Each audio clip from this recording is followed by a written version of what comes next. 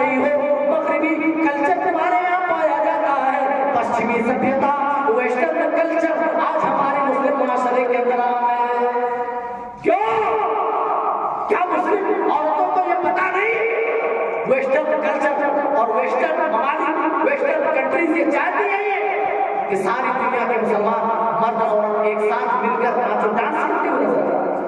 मगर आए मुसलमान मर्द औरतों, क्या हमने आपने नहीं सोचा और खफा हो जाएगा जिसके ऊपर के बगैर एक पत्ता भी अपनी जगह से नहीं हिलता है, जिसके आजाद के खौफ से ये चरिंद परिंद, ये शम्सो कमर, ये दश्तो जबर, ये बहरों पर, ये खुशकोतर, ये हैवानात, ये जमादात, ये नबातात, ये सारी की सारी चीजें खौफ खाती है और आंसू आती है। ऐ मुसलमान मर्द औरतों, हमारे तुम्हारे दिलों में जरा बराबर भी अल्लाह का खौफ नहीं रहा। ओ लोगों, जब हमारे तुम्हारे दिलों में अल्लाह का खौफ ही नहीं रहेगा तो हम नेकी का जज्बा अपने अंदर कहां से लाएंगे? हम गुनाह से बचने का जज्बा कहां पाएंगे? ओ लोगों, जरूरत है कि अपने दिल के अंदर अल्लाह का डर पैदा करो। हमारे नबी, आपके नबी, सारी कायनात के नबी पता करके गए, इत्तक़िल्लाह हैसुमा कुंता, ऐ मेरी उम्मत के लोगों, तुम जहां कहीं भी रहो हर हाल में अल्लाह से डरते रहो। ऐसा नहीं जब मस्जिद में रहे तो खूब सुभान अल्लाह अल्हम्दुलिल्लाह, लेकिन रात में जैसे ही घर पहुंचा कानों में ईयरफोन लगा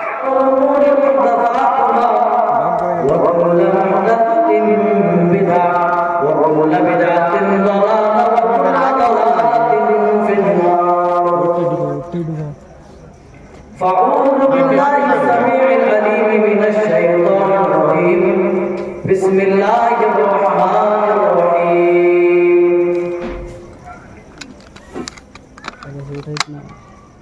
सुब्हानल्लज़ी असरा बिअब्दिही लैलन मिनल मस्जिदिल हराम इलल मस्जिदिल अक़सल्लज़ी बारकना हौलहु लिनुरियहु मिन आयातिना इन्नहु हुवस समीउल बसीर।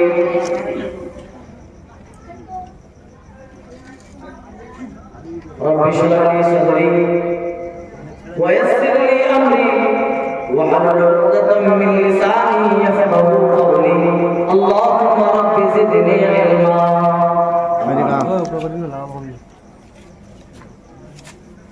स्टेज पर मुअज़्ज़ज़ मुकर्रम उलमाए किराम और मेरे दीनी मिली भाइयों और साइड में बैठी हुई इस्लामी ख़वातीन भाइयों और बहनें, आपके बीच अभी हमने सूरह बनी इसराइल की इब्तिदाई आयत की तिलावत की है और आज के इस जलसे में इसी आयत करीमा के तहत चंद बातें कुरान हदीस की रोशनी में अपनी टूटी फूटी ज़बान से रखने की कोशिश करूंगा। कबल इसके कि मैं अपने मौजू की वजाहत करूं, हमारे शेख मुजीबुर रहमान साहब हफ़िज़हुल्लाह ने हुक्म दिया है कि तकरीर से कबल आप एक नज़्म गुनगुनाएं। कई बार साबका पड़ा साथ में प्रोग्राम करने का, दोनों शोर जो बैठे हुए हैं हमारे दरमियान, इस बंगाल की सरजमीन पर कहीं ना कहीं मुलाकात हो ही जाती है और फेसबुक की इस दुनिया में हमें मुलाकात करा ही देते हैं। बाहरी सूरत एक दूसरे के कई दिल में मोहब्बत है, आदर है, सम्मान है, इज्जत है। इज्जत का ख्याल करते हुए चंद मिसरी मुलाहिजा करते हैं। हालांकि हाजरा पर आपकी निगाह हो, आज जो कोशिश हो रही है वो यही हो रही है कि किसी तरह ईमान वालों से उसका ईमान छीन लिया जाए, मुसलमानों से उसकी मुसलमानियत खत्म कर दी जाए। इसीलिए मसाजिद, मकातिब और मदारिस पर नित नए फितने शुरू किए जा रहे हैं। लेकिन एक ईमान वाला शख्स जब ईमान ले आता है तो कभी भी अपने ईमान से नहीं फिर सकता। क्योंकि जो शख्स भी इस ईमान की मिठास को महसूस कर लेता है, इस ईमान के टेस्ट और जायके को महसूस कर लेता है, वो कभी भी इस ईमान से फिरका नहीं है, कोई कंप्रोमाइज नहीं करता, कोई समझौता नहीं करता। मुलाजा कर इसी मुनासिबत से तुम मेरा ईमान मिटाना पाओगे। लाख कोशिशें हो जाए, ईमान से मिटने वाला नहीं। हमारी तारीख रही है, इस्लामी हिस्ट्री आप पढ़ करके देखें। हजरत बिलाल रज़ियल्लाहु ताला अन्हु अरब की तपती हुई धूप में अपनी चर्बी मिलाकर लोगों को बताया कि ईमान क्या है। हजरत खब्बाब इब्न अरद रज़ियल्लाहु ताला अन्हु जलते हुए अंगारों के ऊपर लेट करके बताया कि ईमान का महत्व क्या है, ईमान का मकाम क्या है। तुम मेरा ईमान मिटाना पाओगे, यानी तुम कुरान मिटाना पाओगे, यानी तुम कुरान मिटाना पाओगे।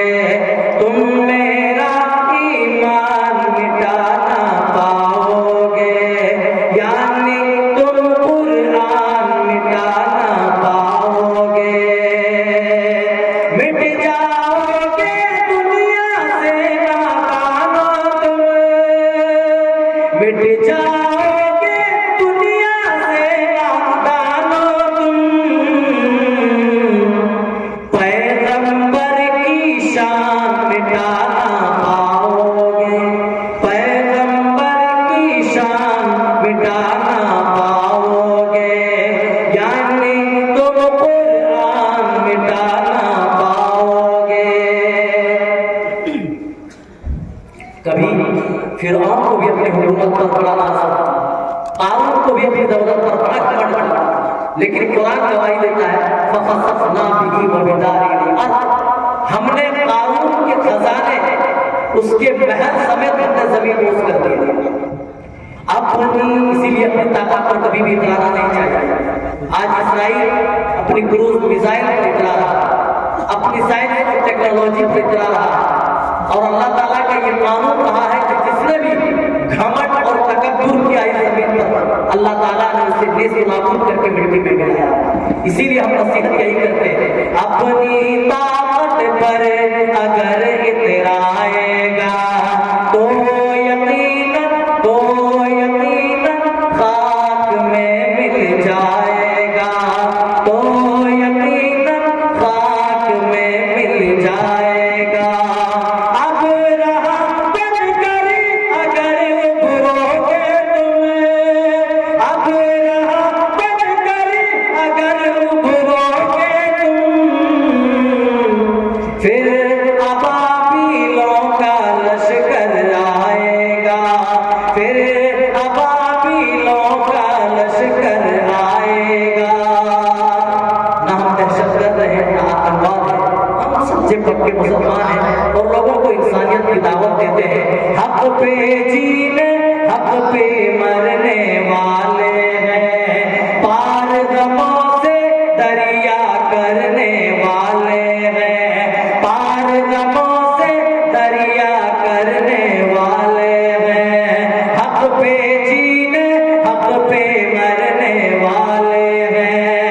कोई भी अब हक को डराना पाएगा, कोई भी अब हक को डराना पाएगा, क्योंकि हम अल्लाह से डरने वाले हैं, क्योंकि हम अल्लाह से डरने वाले हैं। आइए जो आपकी भी आयत करीमा में पढ़ी है, पहले उसका तर्जुमा समाप्त करते फिर आगे बढ़ते। सुब्हानल्लज़ी अस्रा बिअब्दिही लैलन मिनल मस्जिदिल हराम इलल मस्जिदिल अक़सा। बाबरकत के वज़न जो अपने बंदे मोहम्मद सल्लल्लाहु अलैहि वसल्लम को रातों रात लेकर के गए। कहां लेकर के गए, कहां से लेकर के गए? मिनल मस्जिदिल हराम, मस्जिद हराम से, खाने काबा से, इलल मस्जिदिल अक़सा, मस्जिद अक़सा तक लेकर के गए। खाना काबा को समझ में आता है, हमारा किबला, लेकिन मस्जिद अक्सा का जिक्र क्यों किया जाता है? अल्लाह ताला मस्जिद अक्सा के जिक्र से ये मुसलमानों को बता रहा है और पूरी दुनिया के लोगों को ये पैगाम दे रहा है, मस्जिद अक्सा की जो जगह है, मस्जिद अक्सा वाली जो सरजमीन है वो अंबिया की सरजमीन रही है, लिहाजा मस्जिद अक्सा के असल वारिस मुसलमान अब से होंगे। इसीलिए रसूल सल्लल्लाहु अलैहि वसल्लम को जब मेराज कराई गई तो डायरेक्ट मस्जिद हराम से नहीं ऊपर ले जाया गया, बल्कि अल्लाह ताला फरमा रहा है सुब्हानल्लज़ी असरा बिअब्दिही लैलन मिनल मस्जिदिल हराम, बाबरकत वाली ज़ात है वो जो रातों रात अपने बंदे मोहम्मद सल्लल्लाहु अलैहि वसल्लम को मस्जिद हराम से मस्जिद अक्सा लेकर के गई। बारकना हौलहू, जिसके इर्द गिर्द हमने बरकतें दे रखी, लिनुरियहू मिन आयातिना, और इस सबब पर हमने अपने नबी को इसलिए बुलाया ताकि हम अपनी निशानियां दिखा सके। अपनी निशानियां दिखाने के लिए अल्लाह ताला ने रसूलुल्लाह सल्लल्लाहु अलैहि वसल्लम को मेराज कराया। थोड़ा बैकग्राउंड देख लेते हैं कि मेराज किन हालतों में रसूल पाक सल्लल्लाहु अलैहि वसल्लम को कराई गई। और लोगों, आपको बखूबी मालूम होगा हजरत खदीजतुल कुबरा का रसूल सल्लल्लाहु अलैहि वसल्लम की जिंदगी में क्या मकाम था। सबसे पहले वही नाजिल होती है 5 आयतें। आज मस्जिद में पढ़ने वाले आपके बच्चों को भी ये आयतें याद होंगी। सूरह अलक की इब्तिदाई 5 आयतें नाजिल हुई। इक़रा बिस्मि रब्बिकल्लज़ी खलक़, खलक़ल इंसान मिन अलक़, इक़रा व रब्बुकल अकरम, अल्लज़ी अल्लम बिल क़लम, अल्लमल इंसान मा लम यअलम। वही की इब्तिदा हो रही है। पहले प्यारे रसूल सल्लल्लाहु अलैहि वसल्लम को अल्लाह की तरफ से पैगाम दिया जा रहा है, हुक्म नाज़िल किया जा रहा है, पढ़ने का हुक्म दिया जा रहा है। आपके ऊपर नबूवत की जो जिम्मेदारी डाली गई, उस जिम्मेदारी को आप बोझल महसूस कर रहे थे, और इतनी बोझल महसूस कर रहे थे, डरते डरते कांपते कांपते जिब्राइल की हैबत ने मेरे नबी को खौफ सदा कर दिया। आए, दौड़े भागे आए, हजरत खदीजतुल कुबरा के पास आए। हदीस की किताबें गवाह है, सीरत की किताबें गवाह है। आप कहने लगे ज़म्मिलूनी, ऐ खदीजा मुझे चादर उड़ा दो, मुझे चादर चाहिए, मुझे चादर चाहिए। वो खदीजतुल कुबरा, बोलो तो याद तो करो, उस बीवी ने नबी का किस कदर साथ दिया, खुद उड़ाया। और अल्लाह के रसूल कह रहे थे या आयशा, मुझे लगता है अल्लाह ताला ने जो जिम्मेदारी मेरे कंधों पर डाली है, उन जिम्मेदारियों को मैं अदा न कर सकूं, उन जिम्मेदारियों को बोझल महसूस कर रहा हूं, मैं अपने कंधे पर उठा ना सकूं। ए आयशा, इन्नी कद खशीतु अला नफ्सी, मुझे डर है कि कहीं मैं हलाक न कर दिया जाऊं।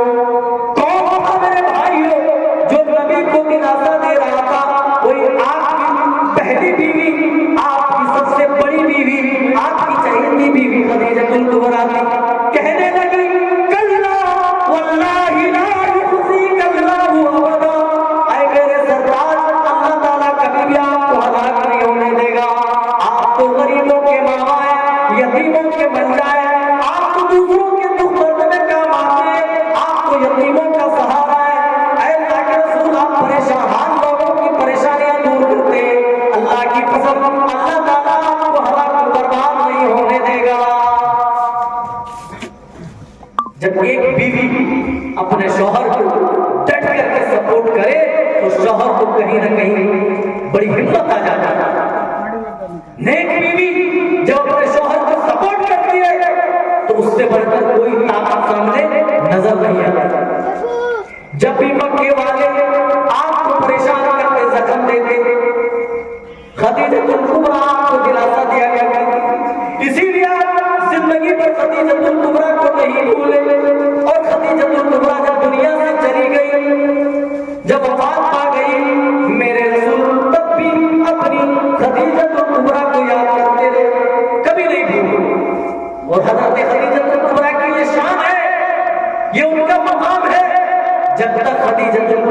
दुनिया में जिंदा रही, अल्लाह के रसूल सल्लल्लाहु अलैहि वसल्लम ने दूसरा जिक्र किया। खदीजा के इंतकाल के बाद भी आप चर्चा क्या करते थे, आप उनकी तारीफें बयान क्या करते थे, हत्ता कि जब जानवर ज़िबा करते थे तो सबसे पहले खदीजा की सहेलियों में तकसीम करने का हुक्म देते थे। अब आयशा बयान करती है कि मैं कभी कभार कह दिया करती थी, अल्लाह के रसूल ऐसा लगता है दुनिया में कोई और औरत ही नहीं है खदीजा के सिवा, आप क्या उस बूढ़ी औरत को बार बार याद करते हैं। अल्लाह के रसूल फिर जज्बात पे आ जाते और खदीजा की खूबियां बयान करने लग जाते थे और कहते थे, आयशा तुम्हें नहीं मालूम खदीजा का क्या रोल रहा है मेरी जिंदगी में। जब मक्के वाले अल्लाह की तौहीद को पहुंचाने के वक्त मुझे मारा करते थे, जब मक्के वाले पत्थरों की बरसात करते थे, मुझे जख्म दिया करते थे, तो खदीजतुल कुबरा ही थी जो मेरे जख्मों पर मरहम पट्टी किया करती थी। जब सारी दुनिया के लोग मेरी तकसीम कर रहे थे तो यही खदीजा थी जो मेरी तस्दीक कर रही थी। सारी दुनिया के लोगों ने जब मेरा इनकार किया तो अकेले ही खदीजतुल कुबरा ने मेरा सपोर्ट किया। तो मेरे भाइयों जानते हो मेराज का वाक़या आने से पहले अल्लाह के रसूल की जिंदगी से खदीजतुल कुबरा का मुफारिकत देकर चली जाती है, इंतकाल हो जाती है और दुनिया छोड़कर चली जाती है। खदीजा का इंतकाल हुआ जो आपका सहारा थी, फिर आपका चचा गर्जे ईमान नहीं लाया लेकिन अबू तालिब के जिंदा होने से मक्के वालों को हिम्मत नहीं होती थी कि सामने से दुश्मनियां निकाल सके।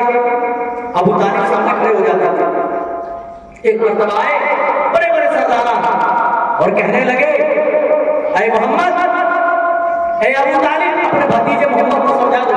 कहा क्यों, क्या हुआ? कहा तेरा भतीजा मोहम्मद मेरे मामूदों पर लानो मान करता है, बुरा भला कहता हमारे मामूदों को, उनको समझा दो कि वो इस तरीके से न करें। अबू तालिब ने इधर से सुना और इधर से छू कर दिया, उड़ा दिया, कान नहीं धरा। भतीजा बराबर दीनी कामों में मसरूफ है, बराबर अल्लाह की तौहीद लोगों को पहुंचा रहा है। फिर वो लोग आ गए और कहने लगे, अबू तालिब जो बात हमने कही थी लगता है कि तेरे ऊपर असरअंदाज नहीं हुई है। तेरा भतीजा मोहम्मद रातों दिन हमारे मामूलों पर लानतान कर रहा है, उनको बुरा भला कह रहा है और अबू तालिब अपने भतीजे को समझाते नहीं हो। कहा अगर तुम नहीं समझाते तो मोहम्मद को हमारे हवाले कर दो, हम अपने तरीके से निपट पड़ेंगे। जब देखा मामला बड़ा गंभीर है तो अल्लाह के रसूल सल्लल्लाहु अलैहि वसल्लम से आपके चाचा ने कहा, अरे मेरे भतीजे, मैं बूढ़ा हो गया हूँ, मेरी हड्डियां कमजोर हो चुकी है, मेरे अंदर उतनी बोझ उठाने की अब सकत नहीं रही जितनी बोझ तुम मेरे ऊपर डाल रहे हो। मेरे नबी समझ गए कि मेरे चाचा ये समझते कि मैं चाचा के बलबूते पर, चाचा की ताकत के ऊपर ही मैं अल्लाह का दीन लोगों को सुना रहा हूँ, मैं अल्लाह की तौहीद लोगों को सुनाता हूँ, लोगों को अल्लाह की तरफ बुलाता हूँ। चाचा ये समझते मैं चाचा की ताकत के बलबूते पर ऐसा कर रहा हूँ। अरे मेरे चाचा, अगर आप ऐसा समझते हैं तो आपकी गलतफहमी है, आप गलतफहमी के शिकार हो चुके हैं। आप मुझे अल्लाह के दीन की तबलीग से क्या रोकने की बात करते हैं? मेरे चचा, ये मक्का वाले मेरे एक हाथ में सूरज रख दें और दूसरे हाथ में चांद भी रख दें और मुझसे कहें कि अल्लाह की दीन की तबलीग से बाहर आ जाओ, अल्लाह की तौहीद फैलाने से बाहर आ जाओ।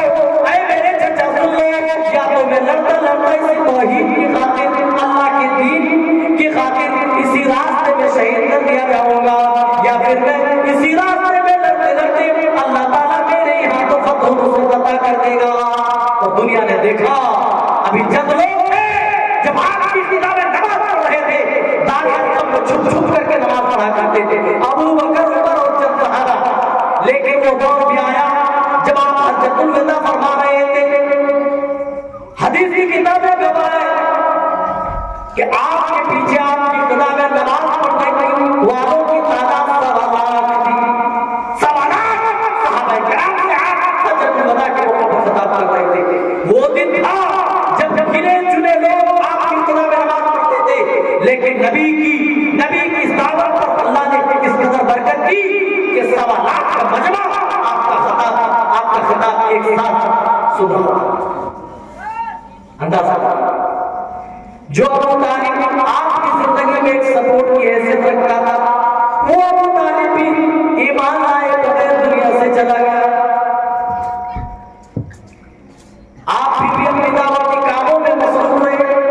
जब देखा मक्का वाले हमें परेशान कर रहे, सता रहे, अब मक्का वाले हमारी बात नहीं समझेंगे, अब इनको एक अल्लाह की बात समझ में नहीं आती।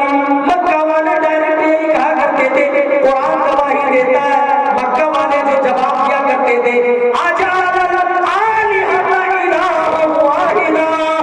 मोहम्मद ये कैसे हो सकता है, एक तरफ हमारे इतने सारे माबूद और तुम एक अल्लाह की बात करते हो, एक अल्लाह ही हमारा हाजत रवा, वही मुश्किल कुशा, वही बिगड़ी बनाने वाला, वही नफा और नुकसान का मालिक कैसे हो सकता है। आजा हम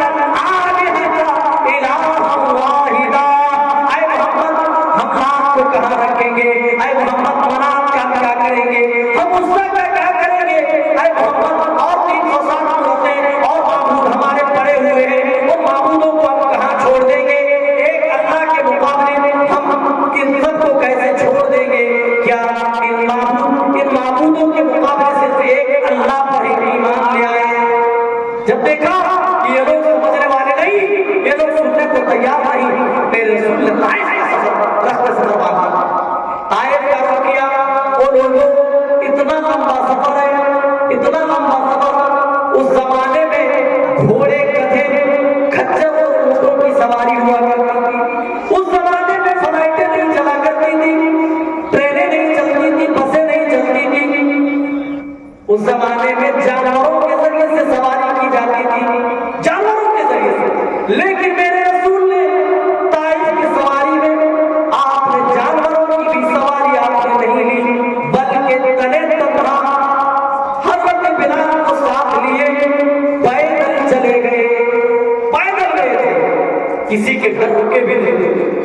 आप जो अपने साथ खाना लेकर के गए थे ना, वही खाए और 8 दिन तक मुसलसल ताइफ वालों को समझाते रहे। हर कबीले में जाते उनके सरदारों को दावत देते थे। जब बड़े बड़े सरदारों ने मेरे नबी की दावत को रिजेक्ट कर दिया, कहा मोहम्मद ये क्या बात हुई, अल्लाह ताला ने तुझे इमाम, तुझे ही नबी बना दिया। अल्लाह को अगर नबी बनाना था तो हमको नहीं बनाकर तुम्हें कैसे नबी बना दिया। क्या कहा, हम पैसे वाले हैं, हम मालदार हैं, हम दौलतमंद हैं, अल्लाह को अगर नबी बनाना होता तो हम जैसे सरदारों को बनाता ना, तुमको कैसे बनाया। ये बात समझ नहीं, रसूल का मजाक उड़ाया। मेरे रसूल 1 हफ्ते तक उनके यहाँ ठहर रहे, दावत दे रहे, ताइफ वालों को समझा रहे, लेकिन मेरे नबी पर कोई एक भी शख्स नहीं था जो ईमान लाए, एक भी शख्स ईमान नहीं लाया। उल्टा जब आप घर वापस होने लगे तो अवाशों को आपके पीछे लगा दिया, बदमाशों को आपके पीछे लगा दिया, और वो बदमाश आपके ऊपर पत्थरों की बारिश करने लगे। और इतनी ज्यादा मेरे नबी पर पत्थरों की बारिश की गई।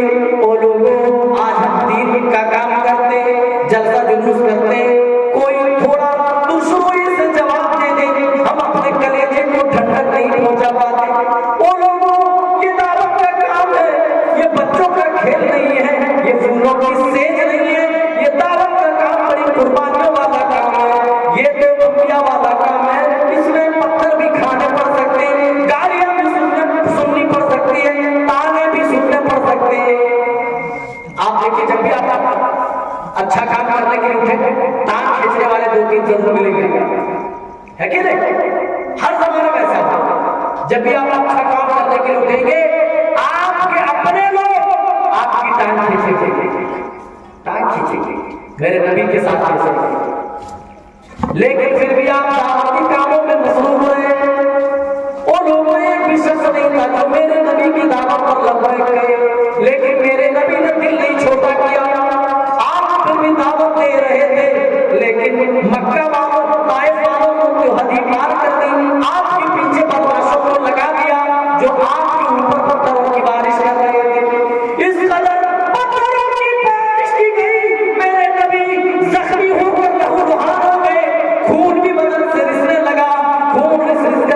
जूते मुबारक पर जम रहा था।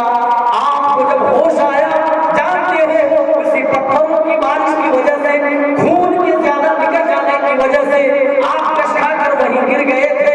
और जब आपको होश आया तो ताइफ से 3 किलोमीटर दूर एक बाग के अंदर होश आया। देखा कि नबी मुतलहन है। अल्लाह के रसूल ने बस इतनी बात की शिकायत की थी, वो भी ताइफ वालों से नहीं बल्कि अल्लाह से शिकायत की थी। इलाहा तकलुनी, तूने मुझे किसके हवाले कर दिया है? ये लोग तो मेरे ऊपर पत्थरों की बारिश कर रहे हैं, ये तो अपने नबी को जख्मी कर रहे हैं। मैं तो इन्हें तेरा दीन सुनाने आया हूँ, लेकिन ये तो मुझे पत्थरों से मार रहे हैं, मेरे दांत तोड़ रहे हैं, मुझे जख्मी कर रहे हैं। जो नबी सरापा रहमत बन करके आए, जो नबी उम्मत के लिए रातों को रो रहे हैं, जो नबी उनको जहन्नम के गड्ढे से निकाल कर जन्नत की तरफ ले जाने आए थे, आज अफसोस है कि ताइफ के अंदर उसी नबी पर पत्थरों की बारिश की जाती है। और इस कदर इस दावत के रास्ते में पत्थर मारे गए, इतने पत्थर मारे गए क्या खून से लहूलुहान हो गए थे और लहूलुहान होकर घसका करके गिर गए थे। और मेरे भाइयों, फिर भी कोई शिकवा नहीं, जबान पे कोई गिला नहीं, फिर भी बस इतनी शिकवा है, अगर दुनिया वाले मुझसे नाराज है, लेकिन तू नाराज नहीं तो मुझे दुनिया वालों की परवाह नहीं है। अल्लाह मुझे कठिनाइयां बर्दाश्त है, मुझे परेशानियां बर्दाश्त है। अल्लाह अगर तू नाराज नहीं तो लाख परेशानी आ जाएगा नहीं। ओ लोगों, ओ मेरे नौजवान साथियों, तुम नेक काम करते हो, तुम दीन का काम करते हो, जल्द जुलूस करते हो ताकि दूसरों तक अल्लाह का दीन पहुंचे, लोग अल्लाह और रसूल की बात सुने। अगर इस पर ताने भी सुनने पड़ जाए, अगर इस पर मार भी खाने पड़ जाए तो अपने नबी की जिंदगी याद कर ले।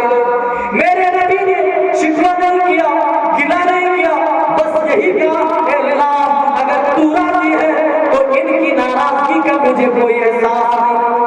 बस ये कह देना, अल्लाह तू राजी है तो दुनिया वाले मेरी टांग खींचे, इससे हमें कोई सरोकार नहीं। 3 मुसीबतों से आप दो चार थे, 3 मुसीबत। पहली मुसीबत हजरत खदीजा आपकी जिंदगी से गई, दूसरी मुसीबत हजरत अबू तालिब जो आपकी जिंदगी में एक बड़ा सपोर्ट था, वो भी दुनिया छोड़कर चले गए। और उसी दौरान जब अल्लाह के रसूल ताइफ जाते हैं अल्लाह का दीन सुनाने के लिए, अल्लाह का दीन पहुंचाने के लिए, तो ताइफ वाले पत्थरों की बारिश करते हैं।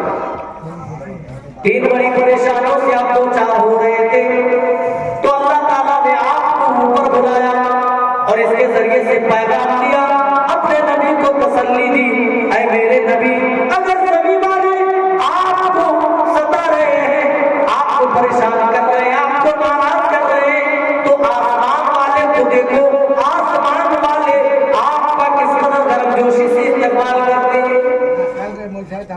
तारीख मालूम नहीं है, तारीख में शदीद इख्तिलाफ कि मेराज कब हुई। तारीख मुताबिक उलमा ने मुताबिक अखबार नोट किए, किसी को पता नहीं, मगर ये बात तय है कि हिजरत से तकरीबन 1 साल कबल का वाक़या है कि रसूल सल्लल्लाहु अलैहि वसल्लम को तभी मेराज कराई गई थी। चलिए यहां से मेराज के वाक़े की तरफ चलते हैं, जो आयत करीब हमने पढ़ी। अल्लाह के रसूल सल्लल्लाहु अलैहि वसल्लम 1.5 सफ़े की लंबी हदीस है, जिस हदीस को मालिक बिन सासा रज़ियल्लाहु ताला अन्हु रिवायत करते हैं। पूरी हदीस की किताबों में आप देखेंगे कि उस हदीस के अलावा इस सहाबी से कोई दूसरी हदीस मरवी नहीं है, बस यही एक हदीस है।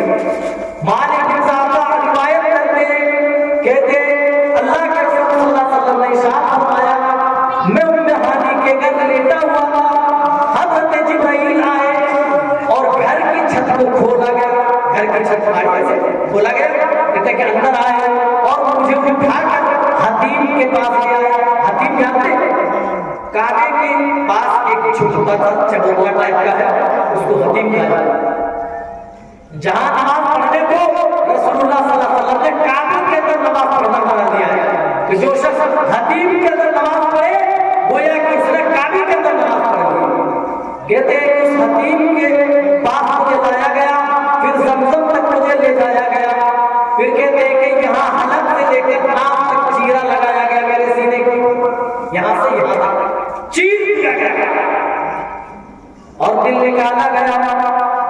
फिर कहते हैं कि दिल निकाल कर जमजम के पानी से धोया गया, फिर फिट कर दिया गया, जैसा था बिल्कुल वैसा कर दिया, जैसा था वैसा कर दिया गया जमजम के पानी से धो करके। और जानते हैं जब यह हदीस बयान कर रहे थे, कह रहे थे जब मेरा सीना जाग किया गया, जब मेरा दिल निकाला गया, तो एक कष्ट मंगाया गया, एक प्लेट मंगाई गई। वो प्लेट ऐसी प्लेट थी जो ईमान और हिम्मत से भरी हुई थी। वो लोगों ईमान और हिम्मत से भरी प्लेट कहते लाई गई और मेरे दिल को उस प्लेट के ऊपर रख करके धोया गया। जब दिल धुल चुका आबे ज़मज़म से, फिर मेरे सीने के अंदर वो दिल रख दिया गया, फिर बिल्कुल उसी तरीके से फिट कर दिया गया। आप पहले कि ओपन हार्ट सर्जरी की पहली हुई है, दूसरी बार रसूलुल्लाह सल्लल्लाहु अलैहि वसल्लम के साथ हुआ। दूसरी बार एक बार बचपन में आपका सीना चाक करके आपका दिल निकाला गया, ज़मज़म के पानी से धोया गया। इसी तरीके से एक जायज चीज जो थी उसको निकाला गया, एक सोतबा की जो चीज थी उसको खत्म किया गया और फिर उसको फिट कर दिया गया। दूसरी बार जब मेराज कराई जा रही है तो ज़मज़म से आपका दिल धोया जा रहा है और आपका दिल सोने की तशश, सोने की प्लेट पर, और वो सोने की प्लेट जो ईमान और हिम्मत से भरी हुई हो। अल्लाह अकबर। कहते हैं कि फिर लगा दिया गया, फिर कर दिया गया। फिर कहते हैं सवारी लाई गई, कहते वो सवारी दून अल-बगली फौकल हिमार, गधे से थोड़ी बड़ी थी और खच्चर से थोड़ी छोटी, जिसका नाम बुराक था। बुराक नहीं होता, बुराक था। और उसकी स्पीड इतनी ज्यादा थी जितनी स्पीड हमारी नजर की स्पीड है, आंखों की स्पीड, ताकत निगाह हम कैसे देख लेते हैं, एकदम आखिर छोर तक हम देखते हैं, आखिर टर्मिनल तक आदमी देखता है। कहते हैं ताकत निगाह उसकी रफ्तार थी, जहां तक निगाह जा रही हो पहला कदम उस सवारी का वहीं जाकर के रुकता था, इतनी तेज रफ्तारी से वो सवारी चल रही थी। कहते हैं कि हम मस्जिद अक़सा में पहुंचे, रसूलुल्लाह सल्लल्लाहु अलैहि वसल्लम ने इमामत कराई, नमाज पढ़ाई, फिर जैसे बाहर आए आपके पास दो प्याले पेश किए गए। दो प्याला, एक के अंदर शराब थी, दूसरे के अंदर दूध था। आपने शराब को आपने नजरअंदाज किया और दूध का प्याला उठाया और नोश कर लिया। हज़रत जिब्राइल कहने लगे, अल्लाह के रसूल आपने फितरत को चूज किया है, आपने फितरत को चुना है, आपकी उम्मत फितरत पर पैदा होगी, आपकी उम्मत फितरत पर उठेगी। अगर आप शराब को उठा लेते तो आपकी उम्मत कहीं न कहीं गुमराही के शिकार हो जाती। आपने दूध चुना है और दूध फितरी चीज है। एक इंसान जब पहले पैदा होता है तो उसकी फितरत में भी दूध दाखिल होता है। पैदा होते एक बच्चा सबसे पहले जिस चीज को मांगता है, जिस चीज की बच्चे को तलाश होती है, वो मां का दूध ही होता है। और शराब को उसके अंदर बहुत सारी तब्दीलियां लाई जाती है। अंगूर को निचोड़ने के बाद बहुत सारे प्रोसेस के बाद शराब बनाई जाती है, लेकिन दूध हरों से निकला हुआ खाली दूध होता है और इंसान की फितरत को शामिल होता है। इसीलिए दूध का इंतजाम किया। फिर कहते हैं दुनिया, यहाँ तक कि हम आसमान दुनिया पर पहुंचे, वहां से सवारी उड़ गई लेकर के चले। कहते हैं कि समाए दुनिया पर पहले आसमान पर हम पहुंचे। देखिए मेरे भाई, 7 आसमान है, ये जो टिमटिमाते के सितारे देखते हैं, सितारे इन्ना ज़य्यना समाअ दुनिया बिमसाबी। अल्लाह कहता है इन तमाम सितारों को हमने आसमान दुनिया ही के अंदर सजाया है। पहले आसमान में ही ये टिमटिमाते सितारे, जबकि साइंसदान बताते हैं जो सबसे करीब में जो सितारा है, अगर हम लाइट की भी स्पीड से अगर हम उसके पास जाने की कोशिश करें, कोई ऐसी सवारी हमारे पास हो जो लाइट की स्पीड से जाती हो, तब भी हजारों साल लग जाएंगे, जो सबसे ज्यादा करीब है। अब बताएं, पहले आसमान में जो सबसे नजदीक सितारा है उसके पास जाने में इतनी देर लग रही है। बताइए 7 आसमानों तक रसाई इंसान कैसे हासिल कर सकता है। कहते हैं कि हम आसमान दुनिया पर पहुंचे और हज़रत जिब्राइल ने दरवाजे पे दस्तक दिया। आसमान के ऊपर भी दरवाजा जी दस्तक दिया, ऐसे खटखटाया, अंदर से आवाज आई, कौन? कहा जिब्राइल, कहा आपके साथ कौन? कहा मोहम्मद सल्लल्लाहु अलैहि वसल्लम। कहा क्या उनको बुलाया गया है? कहा अल्लाह ताला ने उनको बुलाने का हुक्म दिया है, इसीलिए मैं उनको साथ में लाया। अच्छा देखिए, इससे एक नुकता ये मिलता है कि आसमान के दरवाजे हमेशा बंद होते हैं, है ना, बंद होते हैं। और दूसरा नुकता ये मिला कि आदमी किसी के घर जाए तो सबसे पहले इजाजत तलब करे। हजरत जिब्राइल आसमान दुनिया पर गए तो इजाजत तलब की। कहा मेरे साथ मोहम्मद सल्लल्लाहु अलैहि वसल्लम ने अल्लाह ताला ने इनको बुलाया है, हम इनको लेकर के आए। इजाजत तलब की और अंदर से पूछा कौन? को बताया मैं जिब्राइल। और हमें कोई पूछे कौन, और आनी छे बोलते हैं, हाँ हम हैं, मैं फोन मौलाना मैं बोल रहा हूँ, अब नहीं पहचाने, मैं बोल रहा हूँ। अरे मैं कौन? मैं आदमी नाम बताए। हजरत जिब्राइल ने नहीं कहा मैं बोल रहा हूँ, क्या कहा? आना जिब्राइल, मैं फरिश्तों, मैं जिब्राइल हूँ। देखिए अपना मकाम भी नहीं बताया कि मैं अमीन हूँ, ऐसा हूँ, फरिश्तों का सरदार कह सकते थे। बहुत सारे मौलाना को भी फोन कीजिए तो मैं मौलाना बात कर रहा हूं, पूछे कौन बोला? बोलते वही बोला। अरे वही कौन बोला? नाम बताए मौलाना, बहुत सारे मौलाना है कि नहीं? तो जिब्राइल ने ये नहीं कहा मैं फरिश्ता हूं, मैं फरिश्ता हूं, क्या कहा? जिब्राइल हूं।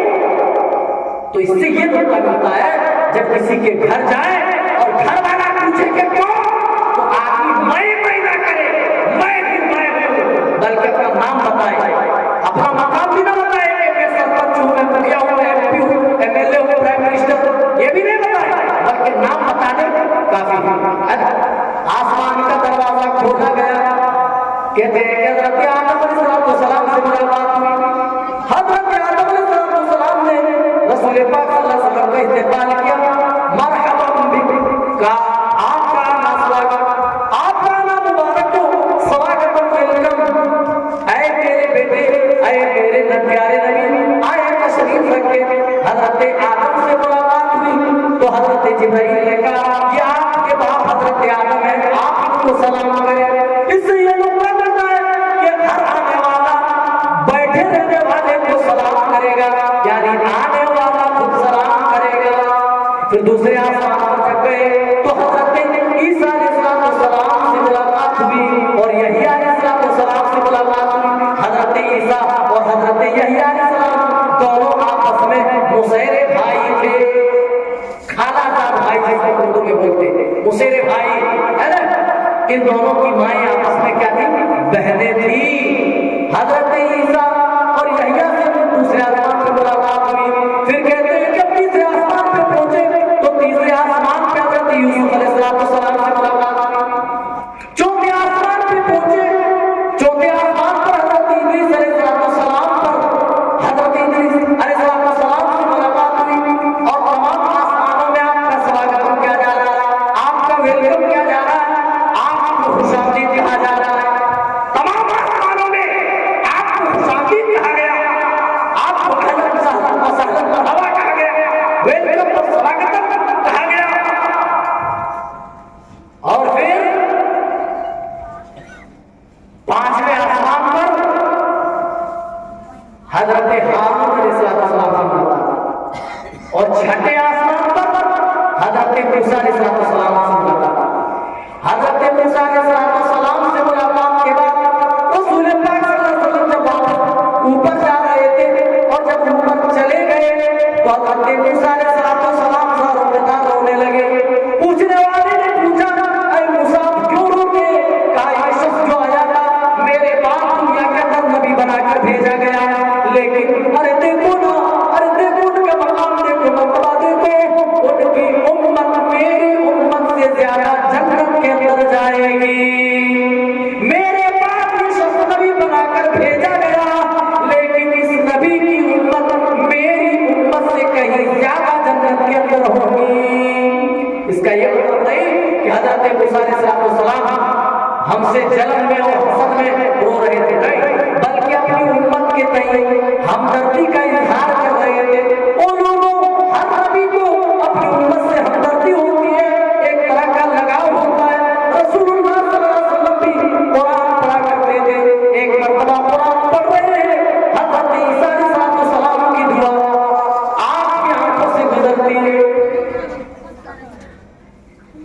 इन तुअज़्ज़िबहुम फ़इन्नहुम इबादुक, अल्लाह जब तूने अज़ाब दिए तो तेरे बंदे, व इन तग़फ़िर लहुम फ़इन्नका अंतल अज़ीज़ुल हकीम, लेकिन ऐ मेरे परवरदिगार अगर तू इन्हें माफ कर दे तो तेरी रहमत में कौन सी कमी आएगी?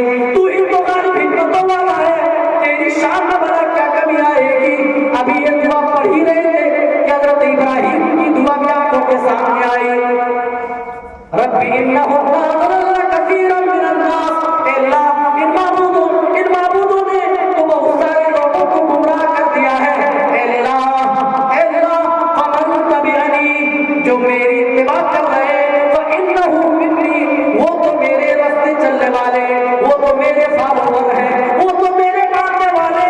वमन असानी, लेकिन जो मेरे तरीके को फॉलो नहीं कर रहे, जो मेरा दीन नहीं मानते, मेरे तरीके पे नहीं चलते, फइन्नका गफूरुर रहीम, अल्लाह उन्हें भी गुज़र कर दे, उन्हें भी तू माफ कर दे तो तेरी शान में क्या कमी आ जाएगी?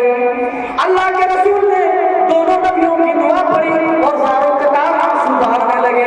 मुस्लिम शरीफ की हदीस है, ओ लोगों आज हम मुसलमान अपने आप को कहलाते हैं, ओ मेरे नौजवान साथियों,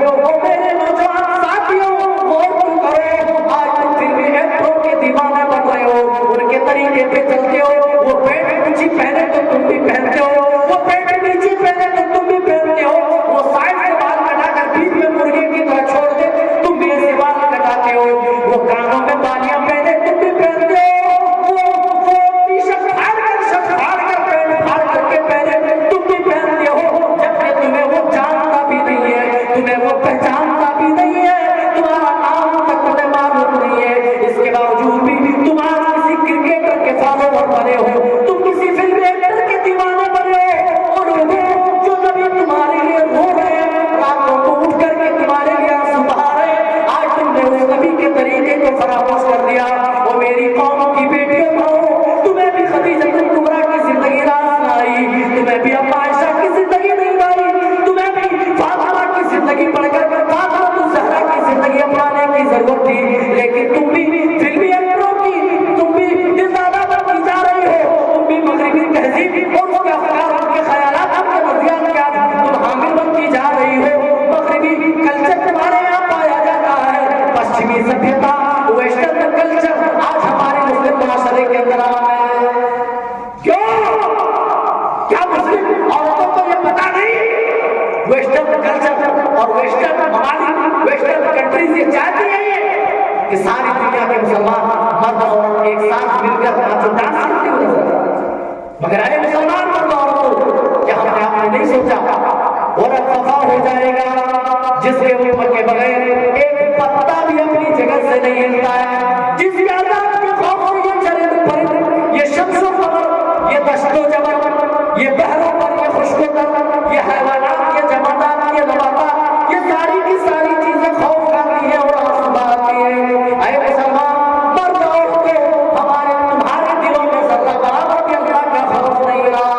ओ लोगों, जब हमारे तुम्हारे दिलों में अल्लाह का खौफ ही नहीं रहेगा तो हम नेकी का जज्बा अंदर कहां से लाएंगे? हम बुरा से बचने का जज्बा कहां पाएंगे? ओ लोगों, जरूरत है कि अपने दिल के अंदर अल्लाह का डर पैदा करो। हमारे नबी, आपके नबी, सारी कायनात के नबी पता करके गए, इत्तक़िल्लाह हैथुमा कुंता, ऐ मेरी उम्मत के लोगों, तुम जहां कहीं भी रहो, हर हाल में अल्लाह से डरते रहो। ऐसा नहीं जब मस्जिद में रहे तो खूब सुभान अल्लाह अल्हम्दुलिल्लाह, लेकिन रात में जैसे ही घर पहुंचा कानों में ईयरफोन लगा और फिल्में देखना स्टार्ट।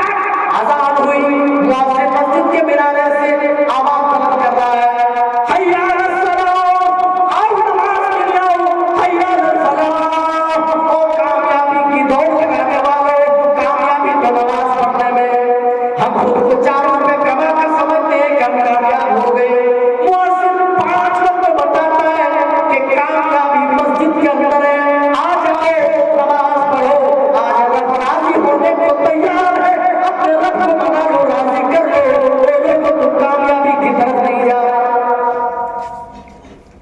हर हाल अल्लाह का डर होना चाहिए, हर हाल में सीने के अंदर अल्लाह का खौफ होना चाहिए।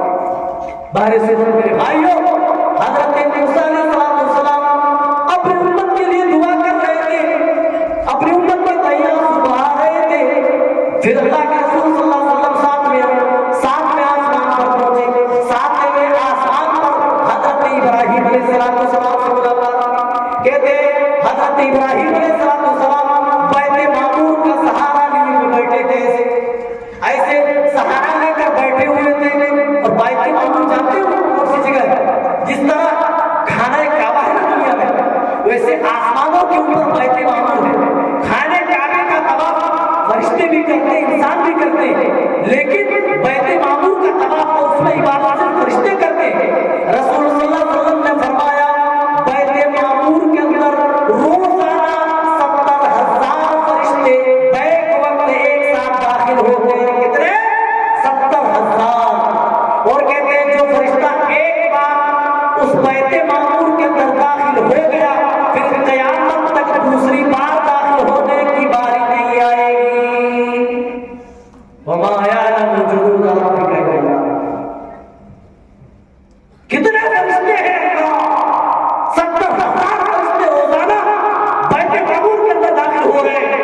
और जो फरिश्ता एक बार दाखिल हो गया, क़यामत तक दूसरी बार दाखिल होने का मौका नहीं मिलेगा।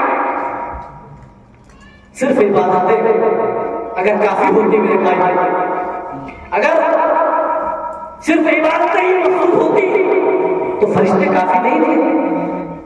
फरिश्ते तो इतने हैं कि जब वो इबादत करते हैं तो आसमान के ऊपर से भी चुरमुराने की आवाज आती है। अल्लाह के रसूल कहते हैं बैत मामूर के बाद मुझे सिदरतुल मुंतहा के पास ले जाया गया। सिदरतुल मुंतहा, सिदरा कहते हैं बेरी का दर्जा, बेर है ना जो खाते भी मौसम चल रहा है बेरी का। मुंतहा जहां किसी चीज की इंतहा हो जाए, सिदरतुल मुंतहा, यही वो जगह है जहां रसूलुल्लाह सल्लल्लाहु अलैहि वसल्लम ने हजरत जिब्राइल को उनकी असली शक्ल सूरत में दोबारा देखा था। वलक़द रआहु नज़लतन उख़रा, और अल्लाह के रसूल ने दोबारा हजरत जिब्राइल को उसकी असली शक्ल सूरत में देखा था। कहां देखा था? इन्ना सिदरतुल मुंतहा, सिदरतुल मुंतहा के पास। अच्छा, सिदरतुल मुंतहा कहां है? अल्लाह ने बोला इन्नहा जन्नतुल मावा, जन्नतुल मावा नाम का जन्नत में एक मकाम है, वहीं पर सिदरतुल मुंतहा है। फिर कुरान कहता है इज़ यग़शा सिदरत मा यग़शा। रसूलुल्लाह सल्लल्लाहु अलैहि वसल्लम सिदरा के बारे में बयान कर रहे थे कि सिदरतुल मुंतहा क्या है। कहते हैं उस सिदरा के अंदर, उस पेड़ के अंदर, उस दरख्त के अंदर पत्ते जो लगे हुए हैं वो हाथी के कान के बराबर उसके पत्ते। और हिजर एक जगह है, आप ने उस जगह के बने हुए मटकों की मिसाल दी कि उसमें जो पेड़ लगे हुए हैं, उसमें जो फल लगे हुए थे, वो हिजर के बने हुए मटकों के माने थे। मटका कितना बड़ा होता? अरे पानी जिस तरह का खेला बोलते आपके यहाँ क्या बोलते? मटका ना, तो इतना बड़ा बड़ा हमारे यहाँ का मटका होता, इतने बड़े बड़े। फिर कहते हैं फिर किसी चीज ने उस सिदरा को, उस दरख्त को घेर लिया। वो लोगों रसूलुल्लाह सल्लल्लाहु अलैहि वसल्लम ने सिदरा के बारे में बताया। सिदरा वो जगह जहां सोने के परवाने उसके इर्द गिर्द उड़ते हैं। सोने के परवाने, बरसात के मौसम में लाइटें जलती है, परवाने उसके ऊपर टूटे पड़ते हैं। जब तक जान चली जाए परवाने छोड़ते नहीं, बल्कि अपना पर उखाड़ लेते हैं, अपनी टांगें बर्बाद कर लेते हैं लाइट के हासिल करने के चक्कर में। लेकिन फिर भी वो पीछे नहीं हटते। तो परवाना वही होता है, लेकिन सिदरतुल मुंतहा में जो परवाने उसके इर्द गिर्द जो गश्त कर रहे हैं वो ऐसे वैसे परवाने नहीं है, सोने के परवाने हैं। और आप हमारे हिजर के बने हुए मटकों के माने उस दरख्त का फल है और उसके पत्ते हाथी के कान के बराबर। फिर कहते हैं किसी चीज ने वो दरख्त को ढांप लिया, वो चीज इतनी खूबसूरत हो गई, किसी मखलूक के बस में, आसमान और जमीन में जितनी भी मखलूकात है, तमाम मखलूकात में से किसी के बस में भी नहीं है कि उसकी खूबसूरती बयान कर सके। इतनी खूबसूरती कि किसी की बस में नहीं, उसकी खूबसूरती कोई बयान कर सके। माता लक़द रआ मिन आयाति रब्बिहिल कुबरा। मेरे नबी की आंखें बहकी नहीं। कोई कभी कभार ऐसा होता है आदमी जब अपनी सोच से ज्यादा बड़ी चीज देख लेता है तो उसकी आंख जो है चौंधिया जाती है, हक्का पक्का नहीं, लेकिन अल्लाह कहता है मेरे नबी की आंख चौंधियाई नहीं, हद से तजावुज भी नहीं। लक़द रअा मिन आयाति रब्बिल कुबरा, अल्लाह ताला बयान कर रहा है और रसूलुल्लाह सल्लल्लाहु अलैहि वसल्लम बयान कर रहे हैं कि मुझे सिदरतुल मुंतहा के पास ये चीजें दिखाई गई। फिर मैं जन्नत के अंदर जब गया, जन्नत के अंदर मैंने देखा बड़े बड़े कुब्बों के महल बने हुए, सोने के कुब्बे, चांदियों के कुब्बे, बड़ी बड़ी मोतियों के जन्नत के अंदर कुब्बे बने हुए हैं। बड़ी बड़ी नहरें भी हमने देखी, इसी तरीके से 4 नहरें हमने देखी जिसके गिरते गिरते मोतियों के बड़े बड़े कुब्बे थे। मैंने हाथ लगा कर देखा जन्नत में तो पता चला जन्नत की जो मिट्टी है वो मिट्टी कस्तूरी है, बड़ी उम्दा किस्म की कस्तूरी। हम जो दुकानों में खरीद करके लगाते हैं 2 दिन तो ठीक महकता, 2-3 घंटे तो ठीक महकता, उसके बाद ऐसे बदबू आने लगती है, आदमी कपड़ा उतार कर तुरंत धो लेता है। वो कस्तूरी नहीं मेरे भाइयों, जन्नत की कस्तूरी, जन्नत की, जन्नत की, जन्नत की, जन्नत की। कौन जन्नत की उसको बयान कर सके? कहते हैं जब उसकी मिट्टी कस्तूरी है फिर मुझे 2 नहर दिखाई गई। मैंने उस नहर के अंदर भी मोतियों के बड़े बड़े बड़े कुब्बे देखे, उसके इर्द गिर्द बड़े बड़े बड़े कुब्बे देखे और उसकी जो मिट्टी थी वो मिट्टी भी कस्तूरी थी। मैंने पूछा जिब्राइल ये क्या है? कहा अल्लाह के रसूल ये वो नहरे कौसर है जो आपको अता की गई है। जी यही वो नहरे कौसर है जो आपको अता की गई है। फिर कहते हैं कि मुझे आगे ले जाया गया और मुझे ऊपर ले जाया गया तो मैंने कलमों के चलने की आवाज सुनी। अल्लाह के फरिश्ते अल्लाह के हुक्म जो लिख रहे थे और कलम चला रहे थे, कलम चलने की जो आवाजें होती हैं वो आवाजें मुझे सुनाई दी। अल्लाह इतने ऊपर चले गए। और एक बात अकीदत से मुताल्लिक़ बता करके मैं जल्दी ही मौजूद को मैं समेट रहा हूँ। देखिए बहुत सारे लोग कहते हैं कि ख्वाब में ये मेराज करेंगे, नहीं मेरे भाई ख्वाब नहीं। कुछ लोग कहते हैं रूहानी, ये सफर रूहानी था, नहीं मेरे भाई रूहानी नहीं, जिस्मानी था। आप सचमुच गए और जब हम कोई भी चीज अल्लाह बोलते हैं कि अल्लाह ने ऐसा किया, इसीलिए तो कहा सुबहानल्लज़ी असरा। जब भी मेराज का जिक्र किया अल्लाह ताला ने अपनी जात को बाबरकत बताई, वो इसलिए ताकि वो मालूम कर ले कि अल्लाह की जात बाबरकत वाली है, वो हुआ अला कुल्ली शैइन कदीर है। जब वो हर चीज पर कुदरत रखता है, कोई चीज उसे मजबूर नहीं कर सकती है, तो फिर हम इफ बट अगर मगर चू चला कैसे कर सकते हैं? कुछ लोग कहते हैं कि जन्नत के अंदर रसूलुल्लाह सल्लल्लाहु अलैहि वसल्लम ने अल्लाह को देखा। हजरत अबू सईद रज़ियल्लाहु ताला अन्हु से अल्लाह के रसूल सल्लल्लाहु अलैहि वसल्लम पूछते हैं हजरत सईद रज़ियल्लाहु ताला, अल्लाह के रसूल क्या आपने अल्लाह को देखा? तो अल्लाह के रसूल ने क्या जवाब दिया था? नूर फअन्ना अल्लाह का नूर है, वो कहां नजर आता है? दुनिया में कोई भी शख्स अपनी पेशानी वाली आंख से अल्लाह को नहीं देख सकता, लेकिन जब जन्नती जन्नत में जाएंगे उन लोगों जन्नत की जो सबसे बड़ी नेमत होगी, जन्नत की जो सबसे बड़ी दौलत होगी वो दीदारे इलाही होगी। जिसको जिंदगी भर जिसकी इबादत की, जिंदगी भर जिसकी इबादत के लिए मरते जीते रहे, कयामत के दिन अपने रब का दीदार न कर पाए, अपने रब को देख न पाए, तो इससे बढ़कर और महरूमी की क्या बात हो सकती है? लेकिन जन्नती अपने परवरदिगार को इतनी आसानी के साथ देखेंगे जैसे चांद सितारों को देखने में कोई दिक्कत नहीं होती है। अल्लाह के रसूल सल्लल्लाहु अलैहि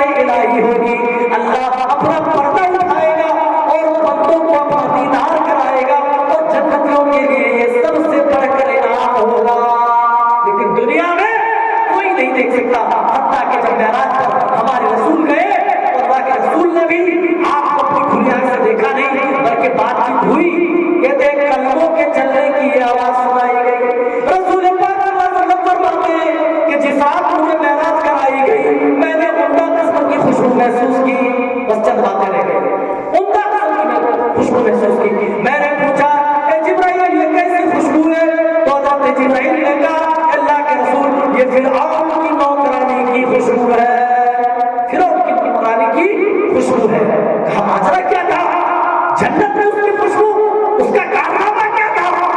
कहा अल्लाह के रसूल वो फिरौन के महल में पल रही थी, फिरौन की बेटी के सर पर कंघी किया करती थी। एक दिन कंघी करते करते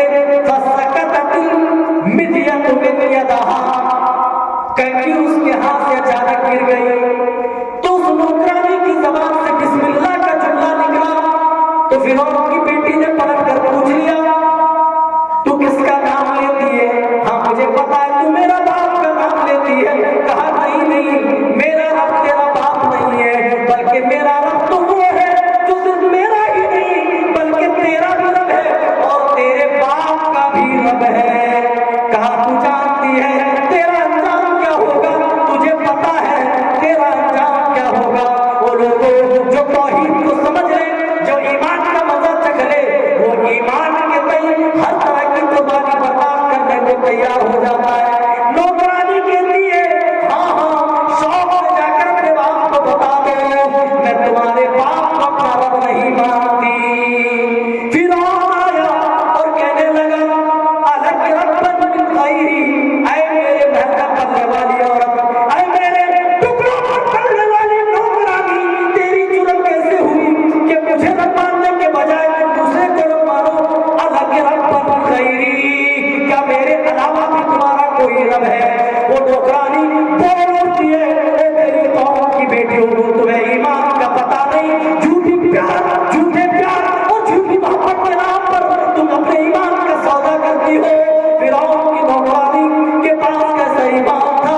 बादशाह को डंके की चोट जवाब दे रही है, जिसके महल से उसको रोजी मिल रही है उसको दो टोक जवाब दे रही है। ये ताकत कहां से आई, ये जुर्रत कहां से आई, ये जज्बा कहां से पैदा हुआ? ओ मेरी बहनों, ये जज्बा, ये जुर्रत, ये हिम्मत उसके ईमान ने पैदा किया। आज हमारे पास टूटा फूटा ईमान है तो हमारे पास टूटा फूटा ही जज्बा है। अगर अच्छा ईमान होता, मजबूत और कंप्लीट ईमान होता, हम भी ईमान की तई हर तरफ कुर्बानी देने को तैयार हो गए। फिरौन की नौकरानी ने कहा हाँ आए फिरौन, मैं तुझे अपना रब नहीं मानती, जो कुछ चाहे कर लो, मुझे इसकी कोई परवाह नहीं है। फिरौन ने डराया धमकाया, ऐ नौकरानी, ऐ मेरे घर में पलने वाली, ऐ मेरे टुकड़ों पर पलने वाली, जानती हो तेरा क्या बनेगा? हम तुम्हें जलाकर किसको नाबूद कर देंगे, हम तुम्हें बर्बाद कर देंगे, हम तुम्हें मार देंगे, तुम्हारे एक एक बच्चे को आग के अंदर झुलसा झुलसा के मार देंगे। कहा फिरौन हाँ, मेरा रब वो है जो मेरा ही नहीं बल्कि तेरा भी रब है, बल्कि तेरा भी रब है। हाँ जो जी चाहे कर लो। फिरौन ने इतनी बड़ी आग जलाई मेरे भाइयों, जिससे पूरी बस्ती जलाई जा सकती थी, और उस औरत के एक एक बच्चे को उस आग के अंदर भून दिया, उस आग के अंदर जला दिया। अब वो आखिर में वही औरत बनती है, उसकी गोद में एक छोटा सा दूधमुहा बच्चा, शेरखार बच्चा, जो अभी माँ के दूध से ही अपना गुजारा कर रहा, अपना पालन पोषण माँ के दूध से ही कर रहा है। और लोगों, दुनिया की सारी मोहब्बतें झूठी हो सकती है, चाहे लोग अपना मोहब्बत पैदा करे, उन मोहब्बतों को तो झुठलाया जा सकता है, लेकिन माँ जो अपने बेटे से मोहब्बत करती है, माँ जो अपनी औलाद से मोहब्बत करती है, उस मोहब्बत को कोई झुठला नहीं सकता है। उस माँ को भी थोड़ी देर के लिए झिझक महसूस हो गई, थोड़ी देर के लिए ठिठक गई, थर्रा गई। उसकी एक एक औलाद को फिरौन ने आग में भून दिया, आग में जला दिया, जलाकर खाकिस्तर कर दिया। उस औरत के कदम न लगाए, लेकिन जो छोटा बच्चा था जिसको सीने से लगा के रखा था, जैसे ही वो बच्चा कहा कि इसको आग में डालना है, वो औरत झिझक गई, वो औरत ठिठक गई, उस औरत के कदम तक लगाने लगे, वो नौकरानी कांपने लगी। लेकिन अल्लाह ताला ने उस दूध मुहे बच्चे की जबान में, उस दूध पीते बच्चे की जबान में बोलने की सलाहियत पैदा कर दी, बोलने की कुव्वत पैदा कर दी, बात करने की क्षमता पैदा कर दी। वो दूध मुहा बच्चा जो दूध अभी पी रहा है, वो बच्चा बोल पड़ा, या उम्मी इत्तहिनी इन्ना अज़ाब दुनिया अहवन मिन अज़ाबिन नार। ऐ मेरी अम्मी, इस आग के अंदर कूद